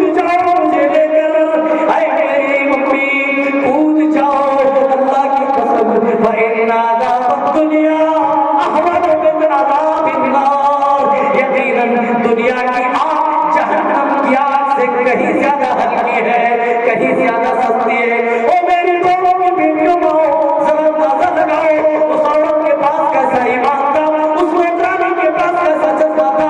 उसने अपने बच्चे के करके अल्लाह की राह में चलवा दिए, भुलवा दिए, लेकिन कभी भी ईमान से समझौता नहीं किया। अपने दूध पीते बच्चे को साथ लेकर आग में कूद गई, लेकिन ईमान से कंप्रोमाइज नहीं किया। तुम अपने झूठे प्यार के नाम पर अपने ईमान का सौदा करती हो। इबरत के नाम सुनो, होश में आओ, ईमान का मतलब समझो। ईमान क्या चीज है? अल्लाह के रसूल सल्लल्लाहु अलैहि वसल्लम को बताया गया, अल्लाह के रसूल जो आप खुशबू महसूस कर रहे हैं, ये उसी औरत की खुशबू है जिसने तौहीद के लिए, अल्लाह के लिए उसने अपने एक बच्चे को आग के हवाले कर दिया, खुद भी आग के हवाले हो गई, जिसने खुद को अल्लाह के लिए कुर्बान कर दिया। अल्लाह के रसूल उसी औरत की खुशबू को महसूस हो रही है। अल्लाह के रसूल कहते हैं कि मैं थोड़ी दूर गया तो मैंने देखा कुछ लोगों के नाखून तांबे के बने हुए हैं, वो अपने रुखसार को नोच रहे, अपने सीने को नोच रहे और खा रहे। मैंने कहा जिब्राइल, ये कौन लोग हैं, ये क्यों अपने जिस्म को नोच रहे हैं, क्यों अपना गोश्त खा रहे हैं? हज़रत जिब्राइल ने बताया, अल्लाह के रसूल, ये वो लोग हैं जो लोगों का गोश्त खाया करते थे, जो अपने मुर्दार भाइयों का गोश्त खाया करते थे, लोगों की कीमतें और चुगलियां क्या करते थे, दूसरों की बुराइयां बयान क्या करते थे। ये वही लोग हैं जिनके नाखून अल्लाह ने तांबे के बनाए और वो अपने ही गोश्त नोच नोच कर खा रहे हैं। कहते फिर मैंने कुछ लोगों को देखा जिनके ये जबड़े काटे जा रहे थे बड़ी बड़ी आग की केंचियों से। अल्लाह के रसूल फरमाते, मैंने पूछा मन हाउलाए जिब्राइल, ये कौन बदकिस्मत लोग हैं, आखिर इनके ये क्यों काटे जा रहे हैं? कहा ये वो लोग हैं, हाउलाए खुतबा मिन उम्मतिक।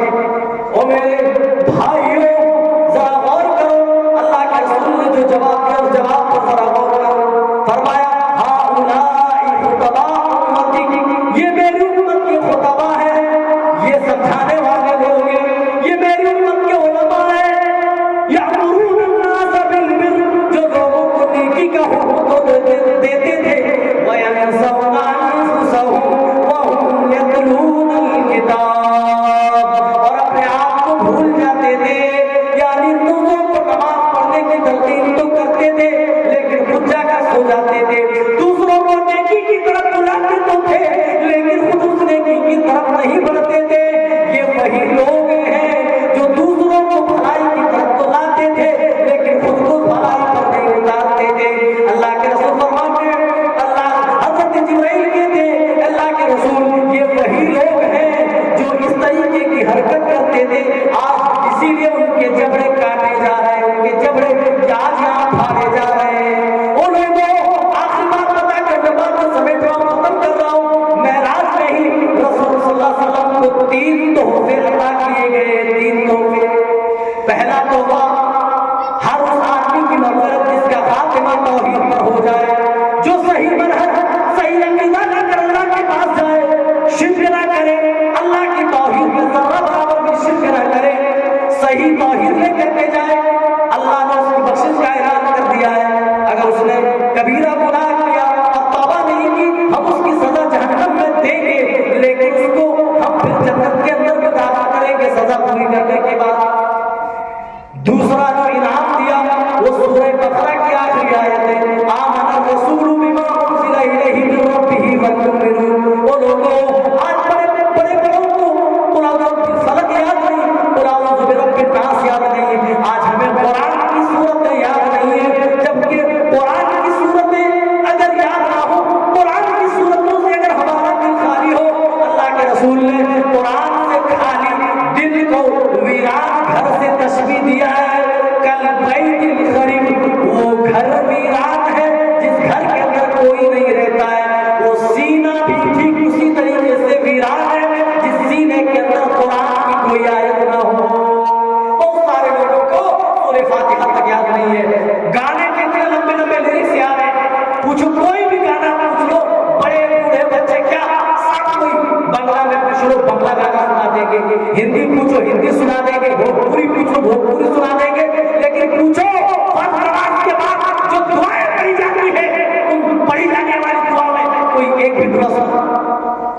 बहुत गंभीर लोग हैं मेरे भाई, तो सुना सकेंगे। ये हमारी कमियां हैं, ये हमारी कमजोरियां हैं, ये कोताहियां हैं, जिनको दूर करने की जरूरत है मेरे भाई।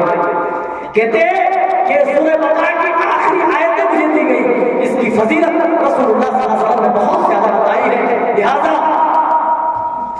उन सूरतों को जरूर याद करनी चाहिए जो मखसूस सूरतें हैं। सूरह बकरा की जैसे आखिरी आयतें हैं, आयतल कुर्सी है, सूरह यासीन है, इस तरीके से सूरह बकरा की जब आयत याद कर लियो, कुल हुवल्लाहु अहद याद कर लियो, कुल अऊज़ु बिल फलक याद कर लियो, कुल अऊज़ु बिरब्बिन नास याद कर लियो, ये सूरतें तो याद ही होनी चाहिए।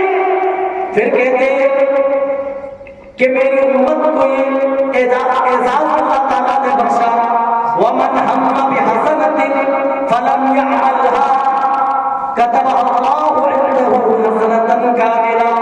अगर मेरी उम्मत के किसी भी शख्स ने किसी नेकी का इरादा कर लिया, अमल अभी नहीं किया, सिर्फ इरादा किया, तो अल्लाह के पास एक नेकी लिख दी जाती है। आपने अगर फजर की नमाज की अगर नियत कर लिया तो अभी से ही सवाब लिखा जाता। और जब आप नमाज पढ़ लेंगे ना, फिर उस सवाब पर और अल्लाह ताला मज़ीद बरकत देगा, उसको बढ़ाएगा 100 गुना, फिर 700 गुना, फिर अल्लाह ताला जितनी चाहेगा उतनी बढ़ा देगा। लेकिन जब बंदा कोई गुनाह की नियत करता है, अल्लाह की मेहरबानी तो देखो, उसकी शान करीमी तो देखो, उस गफ्फार की गफूरी तो देखो, और लोगों किस कदर मेहरबान है। नेकी का जज्बा लेकर के उठो, नेकी की नियत करो, तो नेकी की नियत करते ही अल्लाह ताला नेकियां बंदों को देना शुरू कर देता है। और जब बंदा नेकी कर लेता है, अल्लाह ताला उसको 10 गुना बढ़ा देता है, 700 गुना बढ़ा देता है, और उससे भी ज्यादा बढ़ा कर बंदों में पेश करता है। लेकिन अगर कोई बंदा गुनाह कर ले, लेकिन गुनाह कर ले, सिर्फ गुनाह की नियत करे तो कोई गुनाह नहीं लिखा जाता, अल्लाह। और नेकी की नियत कर ले तो मुकम्मल एक नेकी लिख दी जा रही है। गुनाह की नियत की तो कोई गुनाह नहीं लिखा गया। अगर अल्लाह के डर से उस गुनाह को आपने तर्क कर दिया तो तर्क करने पर भी सवाब एक नेकी लिख दी जा रही है। अच्छा, गुनाह की नियत की और नियत के मुताबिक गुनाह कर भी लिया तो एक ही गुनाह अल्लाह के यहाँ लिखा जा रहा है। और नेकी का मतलब नियत की तो एक नेकी मिल गई, और नियत के मुताबिक नेकी कर ली तो उस नेकी को 10 गुना और 10 से 700 गुना उससे ज्यादा बढ़ाता। लेकिन गुनाह अल्लाह बढ़ाता नहीं। देखिए अल्लाह का करम देखिए, मेहरबानी देखिए। गुनाह की नियत हुई, नियत पर अल्लाह कहता मैं तुम्हें तुम्हारी मदद नहीं करता, चलो अमल कर लिया, गुनाह लिखूंगा लेकिन एक ही गुनाह। ये इनाम में मिला। आखिरी जो इनाम मिला वो लोगों जिसको आज अपने ऊपर बोझ समझते, 50 नमाज। जी, रोजे की बारी आई, जिब्राइल लेकर के आए, ज़कात की बारी आई, जिब्राइल लेकर के आए, दूसरी तमाम चीजें, तमाम अहकाम हज़रत जिब्राइल के जरिए हमें दी गई, नबी तक लाई गई। लेकिन नमाज वाहिद चीज है मेरे भाइयों, जो रसूलुल्लाह सल्लल्लाहु अलैहि वसल्लम डायरेक्टली अल्लाह से लेकर के आए हैं। जी, मेराज का दिया हुआ एक बहुत बेशकीमती तोहफा है जिसको हम अपने ऊपर बोझ समझते हैं। और जानते हैं कितने वक्त की ये नमाज फर्ज की गई थी? कितने? 50 वक्त की। 50 वक्त की लेकर के चले आ रहे थे। माओ गिरता किसने कहा? हजरत ईसा अलैहिस्सलाम से जगह आसमान में मुलाकात हुई। कहे नबी, ऐ मोहम्मद सल्लल्लाहु अलैहि वसल्लम, आपकी उम्मत पर क्या फर्ज की गई, क्या आपको हुक्म दिया गया? कहा 50 वक्त की नमाज। कहा जल्दी जाइए, अल्लाह की बारगाह में जाइए। ऐ मोहम्मद सल्लल्लाहु अलैहि वसल्लम, मैं नबी बनाकर भेजा जा चुका हूँ, मैंने बनी इस्राएलियों को अच्छी तरीके से आजमाया है। आपकी उम्मत 50 वक्त की नमाज नहीं पढ़ पाएगी। और लोगों, वो नबी हमारा आप पे कितना ख्याल कर रहे थे। उम्मत का नाम सुनते ही फौरन अल्लाह की बारगाह में चले गए और अर्ज करने लगे, या रब्बी खफ़िफ़ अला उम्मती, ऐ मेरे परवरदिगार मेरी उम्मत पर कुछ कंसेशन कर दे, कुछ डिस्काउंट दे दे, कुछ तखफीफ कर दे। इन्ना उम्मती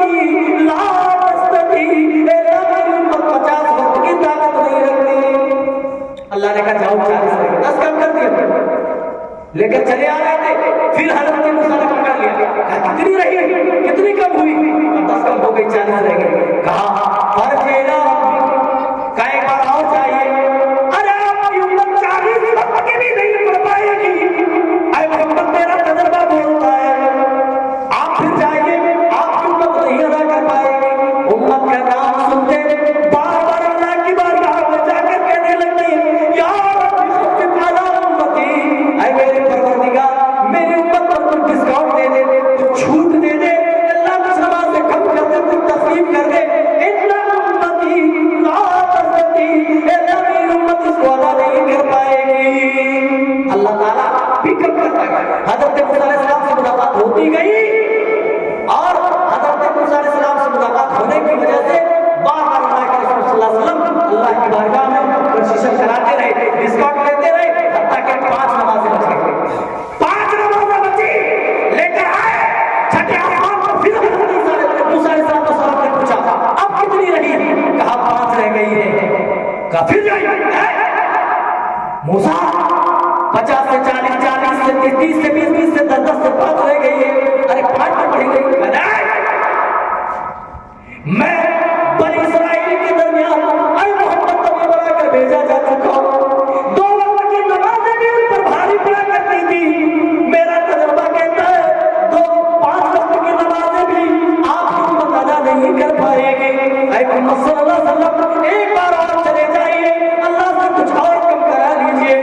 अल्लाह के रसूल कहते हैं ऐ मूसा अलैहिस्सलाम आपका तजुर्बा अपनी जगह है, अरे मैं कितनी बार जाऊं, अल्लाह का करम तो देखो, 50 से 40, 40 से 30, 30 से 20 और 20 से 10, 10 से 5 रह गई है। अरे बार बार मुझे अल्लाह की बारगाह में जाते हुए शर्म महसूस होती है। अल्लाह ने करम कितना किया, 50 से 5 कर दी, अब और क्या चाहिए। ऐ मूसा अलैहिस्सलाम रहने दीजिए, मेरी उम्मत इसको अदा कर लेगी। वो लोगों अल्लाह ताला ने गैब से निदा लगाई, गैब से आवाज लगाई, ऐ मेरे महबूब सल्लल्लाहु अलैहि वसल्लम आप पर और आपकी उम्मत पर मैंने 5 वक्त की नमाजें फर्ज की है, 5 वक्त नमाजें फर्ज कर दी है, दिन और रात में 5 वक्त की नमाजें फर्ज की है। ये गिनती में तो 5 है, लेकिन दर्जे में 50 की हैसियत रखती है। आपने या आपकी उम्मत में से किसी ने 5 वक्त नमाजों की पाबंदी बाजमात कर ली, उसे 5 वक्त की नमाज पढ़ने का सवाब नहीं बल्कि 50 वक्त की नमाज पढ़ने का सवाब दिया जाएगा। और लोगों क्वांटिटी अपनी जगह है, क्वालिटी अपनी जगह है। देखो नमाजें तो 5 पढ़नी है, लेकिन अल्लाह ताला अजर 50 वक्तों का देगा। अल्लाह ताला ने गिनती तो कम कर दी नमाजों की, लेकिन अजर सवाब कम नहीं किया। फिर भी नमाजों से जी चुराते हो, फिर भी नमाजों से गफलत बरतते हो। और नौजवानों चाय की दुकानों पर, पान की टपरी पर बैठकर गपशप में मशगूल होकर नमाज के औकात को ज़ाया करते हो। और लोगों मुअज्जिन तुम्हें पुकारता है, बार बार रब का बुलावा आता है, तुम रब के बुलावे पे जाने को तैयार नहीं हो।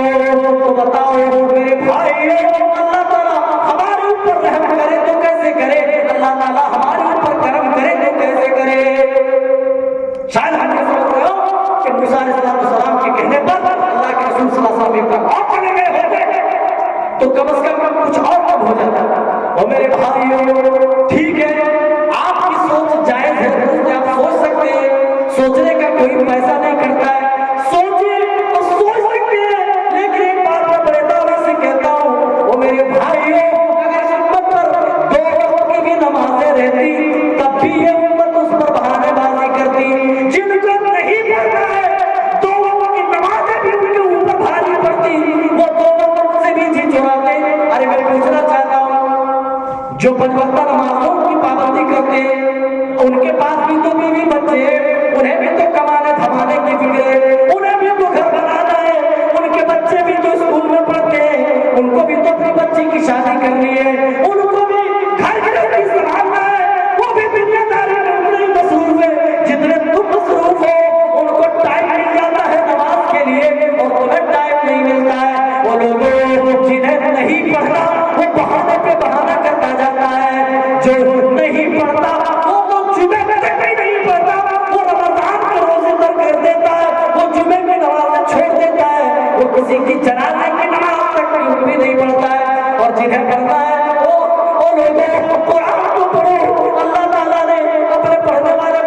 कितनी खूबसूरती के साथ बयान किया है। ततजाफा जुनूबुहुम अनिल मदाजि'i यदऊना रब्बहुम खौफन व तमआ।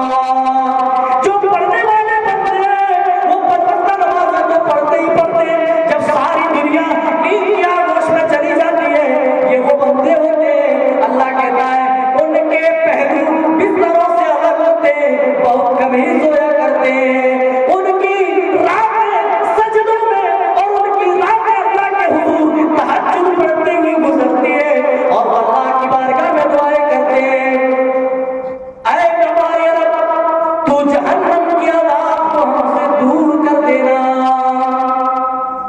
जहन्नम के अज़ाब को हमसे तू दूर कर देना। इन अज़ाबहा कान गरामा, क्योंकि जहन्नम का जो अज़ाब है वो चिपट जाने वाला है। लोगों होश के नाखून लो, होश के नाखून लो और अपने अंदर जो कमजोरियां हैं उन कमजोरियों को दूर करो। उम्मीद है कि अल्लाह ताला अपनी रहमतें बरसाए। बातें बहुत ज्यादा हो गई, रात का काफी हिस्सा गुजर भी चुका है।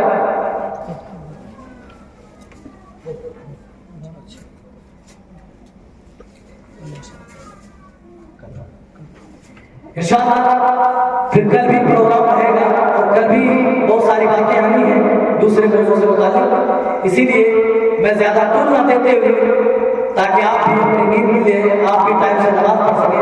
देखिए मेरे भाई जल्द से जुलूस हर जगह हो गए और होने भी चाहिए, लेकिन इसका जो असल मकसद है वो मकसद नहीं पूरा होने पाए। ये सिर्फ एंटरटेनमेंट का जरिया मत बनाए कि बस बड़ी अच्छेदार बड़ी अच्छी तकरीर हुई सुन लिए बड़ा मजा आया, हमारी जिंदगी में लाने की कोशिश कीजिए। जहन्नमी जब जहन्नम में होंगे तो यही कहेंगे लौ कुन्ना नस्मा औ नअक़िलु मा कुन्ना फ़ी अस्हाबिस सईर, एक काश के हम सुन लेते और उस वक्त अकल से काम कर लिए होते, यानी अमल कर लिए होते, मा कुन्ना फ़ी अस्हाबिस सईर, तो हम जहन्नमियों में से होते।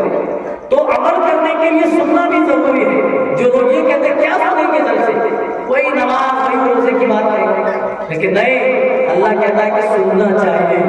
सुनेंगे उनके अंदर इल्म आएगा तभी अमल वो कर पाएगा, और जब उसके पास अमल नाम की कोई चीज नहीं रहेगी तो अल्लाह के यहाँ नजात कैसे पाएगा।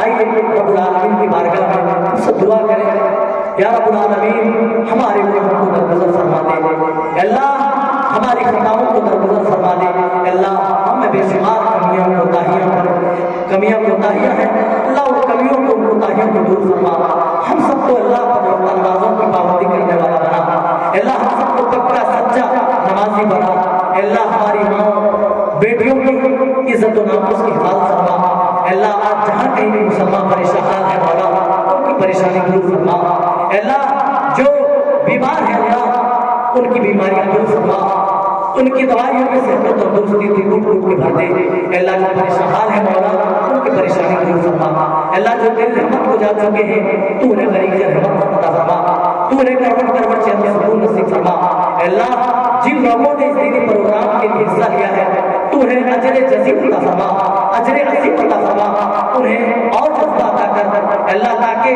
तेरे दीन को और दूसरों तक पहुंचाते रहे। ये दीन का काम करने वाले थोड़े लोग बचे हैं मौला, इनको तू हमेशा शादो बात रख, हमेशा बाकी रख, इनकी जिंदगी में, इनके कारोबार में, इनकी आला औलाद में तू करता फरमा।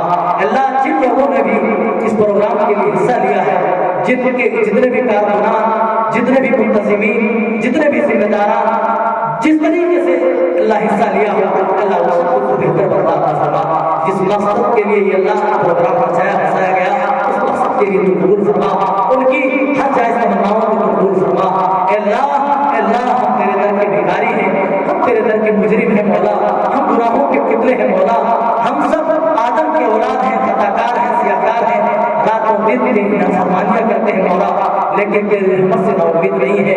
हम तेरी ही बारगाह में अपने गुनाहों की टोकरियां रख करके तुझसे इल्तिजा करते हैं।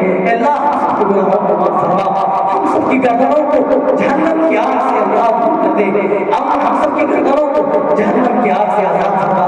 अल्लाह हम सबको जन्नत के अंदर इसी तरह इकट्ठा फरमा। अल्लाह जब तक जिंदा रहे ईमान इस्लाम खातिमा और इस्लाम में हम मोमिन हो, मुसलमान हो, आमीन। व आखिर दावाना अनिल हम्दुलिल्लाहि रब्बिल आलमीन। अस्सलामु अलैकुम व रहमतुल्लाहि व बरकातहू।